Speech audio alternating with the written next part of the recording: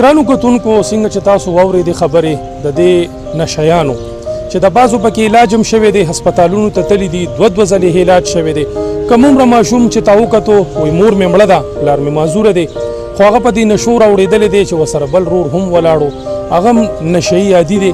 دلته نورو خلکو هم خبرې وکړي چې موږ ته نشه هم د دې ځای نه میلاویږي، څه د بهر نه موږ له نه راځي، بلکې دا نشه هم د دې ځای خلک یې موږ له راکوي. هغوی ذکر پکې د اقبال پلازې کړی دی چې اقبال پلازه کې څومره خلک دي، د هغه خلکو چې کم پراته دي پکې، هغوی وایي وینا ده چې وایي موږ له دا خلک نشې راوړي او د موږ پې زندګیانې تباه او بربادې شوې.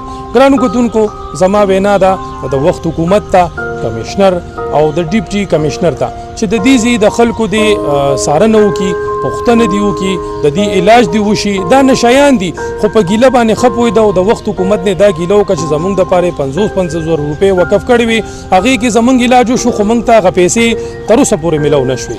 را روان پروګرام پورې اجازت غواړم، د خپل ځان ډېر زیات خیال ساتئ، موږ په دعاګانو کې یاد ساتئ. د الله په امان.